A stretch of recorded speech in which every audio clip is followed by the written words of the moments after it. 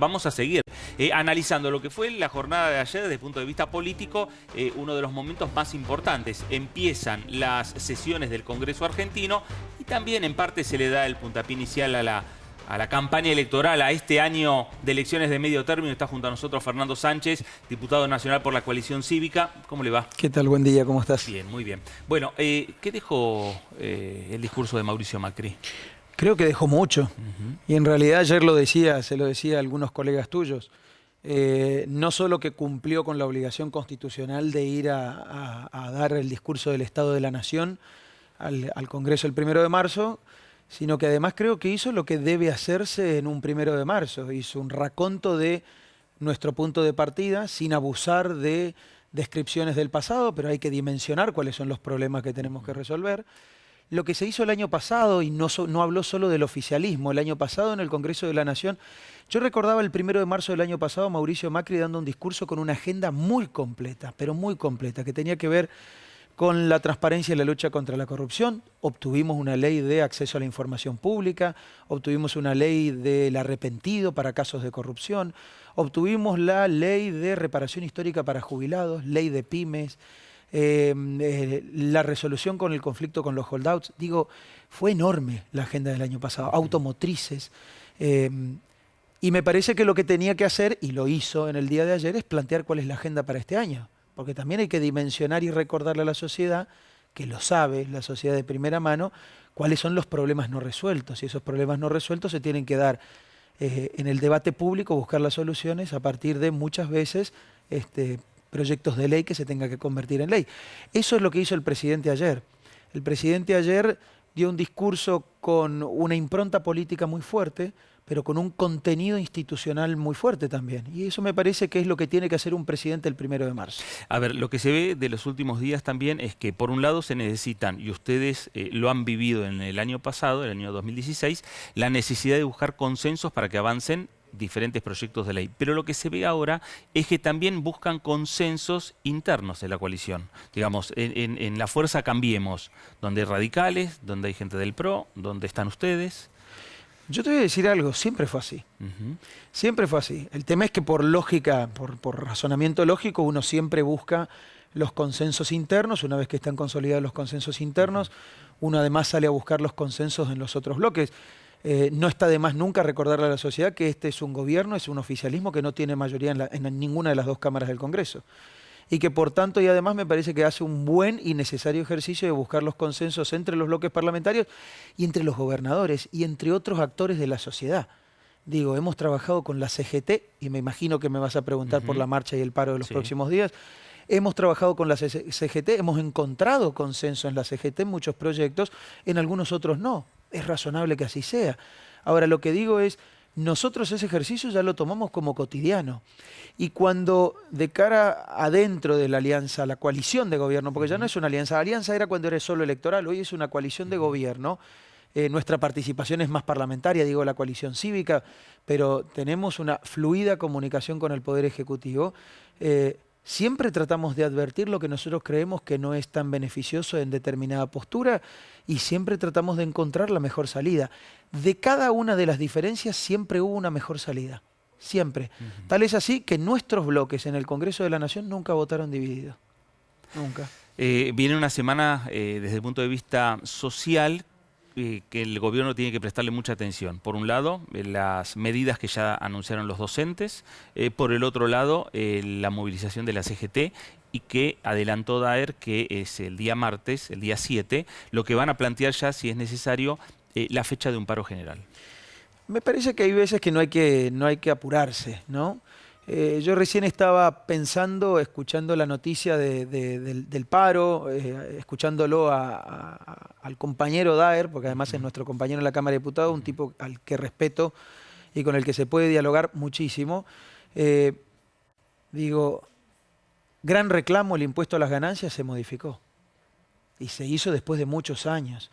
Y no solo que fue mínimo no imponible, sino que fue escala y que fueron deducciones, y que fueron deducciones pedidas por muchas veces la CGT. Digo, viáticos es una deducción que se incorporó a partir del pedido de la CGT. Hay algunas otras modificaciones que han sido pedidas por sectores productivos, pedidos por dirigentes gremiales, automotrices, pyme. Entonces digo, hay veces que no hay que apurarse. La recomposición del salario docente es una necesidad. No todos los docentes cobran lo mismo. Hay docentes aún en algunas provincias que tienen fuertes reclamos, la provincia de Buenos Aires, que no cobran tan mal. El año pasado fue un año duro para todos, y creo que de a poco hay que recomponer el año pasado. Ahora no podemos desfinanciar porque la provincia de Buenos Aires está quebrada producto de la administración Scioli, y durante la administración Scioli poco decían los dirigentes gremiales de la provincia de Buenos Aires.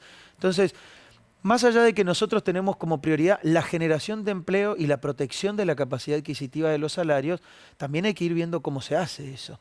Porque nosotros tenemos una prioridad, así como nuestra prioridad es jubilados, por ejemplo, y por eso revimos la medida, aunque sea de los 20 pesos anunciada hace 2 semanas. También decimos nuestra prioridad son los salarios y la recomposición de los salarios y tener condiciones para poder generar más empleo. Así que digo, ojo que no se conviertan solo en medidas electoralistas. Y no lo digo desde el punto de vista de un oficialismo. Siempre los oficialismos ante cada paro o medida gremial dicen esto es... Por eso digo, yo respeto muchísimo todas las medidas que pueda llevar adelante el movimiento sindical, los representantes de los trabajadores. Ahora, cuidado, porque el año pasado tuvimos mucho diálogo y los resultados fueron muy positivos. Entonces, ¿por qué este año tenemos que ir al paro si sentándonos a una mesa de diálogo podemos obtener los mismos resultados que el año pasado? Ver, digo, en sentido de consenso. Entonces, ¿sí hay una medida electoralista por ahora que está planteando la CGT? Si se apuran y no se agotan las medidas de diálogo, se convierten en medidas electoralistas. Digo, el paro docente parece... el gobierno de la provincia de Buenos Aires, más allá de que la paritaria nacional no es obligatoria por ley, si bien se hizo muchos años, si bien el año pasado el gobierno de Cambiemos llevó adelante paritarias nacionales docentes, si bien no es obligatorio por ley, como digo, si bien hubo muchos años que el gobierno kirchnerista, el ministro de Educación kirchnerista, no obtuvo resultados en la paritaria nacional docente, las dio por terminada y se terminó la historia, dijo, este es el piso de negociación salarial nacional y se terminó la historia y allá fue cada uno a sus provincias. Lo que digo es, me parece que en algunos actores de la representación sindical están viendo más hacia adentro del resultado electoral de sus organizaciones y cómo contribuyen al kirchnerismo como espacio político en la contienda electoral que otra cosa. Y eso en docentes fundamentalmente es tremendamente peligroso y yo creo que dañino. Si vos me preguntás a mí, Baradel no representa los intereses de los docentes de la provincia de Buenos Aires. Lo votaron, es cierto. Votan muy pocos, es cierto. Entonces lo que digo es, tienen que empezar a pensar mucho más en los docentes, en los alumnos y en la comunidad educativa en general, porque van a seguir siendo electos probablemente, pero cada vez van a estar más divorciados de la comunidad educativa, que es muy grande. El presidente ayer les pidió a ustedes, a los legisladores en su conjunto, diputados y senadores, que trabajen en un nuevo régimen que tiene que ver con la capacitación y la evaluación de los docentes. Es que son dos necesidades. El presidente habló de 2 proyectos que yo creo que son muy buenos que los tengamos en cuenta.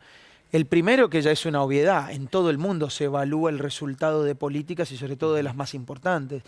No tener evaluación de las políticas, por ejemplo, sociales o no tener evaluación de las políticas de educación, te dice que vos podés pedir siempre más plata, pero nunca sabés si está bien administrada, si está bien puesto el resultado, si los docentes están bien formados.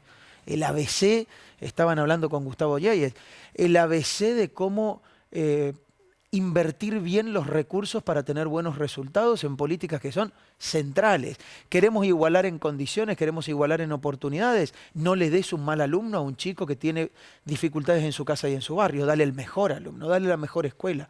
Entonces, por supuesto que el Instituto de Evaluación de Calidad Educativa no es solo docente, educativa, que incluye la evaluación del Ministerio de Educación, mira lo que te digo, que incluye la infraestructura, que incluye el contenido pedagógico, que incluye un montón de cuestiones, tiene que ser ya, los países serios lo implementaron hace mucho tiempo.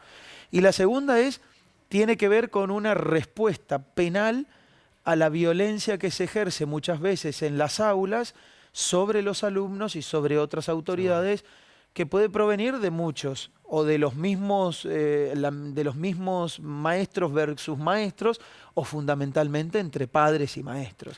Y eso hay que cortarlo, porque yo creo que si hay alguien a quien hay que respetar, no solo con el salario, sino con el trato y con la consideración pública, es a los maestros. Mi vieja fue maestra toda su vida, y la verdad que nos enseñó, no solo a sus alumnos, sino a nosotros, a sus hijos, de que es una de las vocaciones y profesiones que debería estar más reconocida en la sociedad. Y no solo se reconoce con el salario, que también hay que reconocerlo. Seguro. También de esta manera, ¿no? Respetándolos en el trato. Fernando, gracias por No, estar una gracias vez a más en la vos. televisión pública.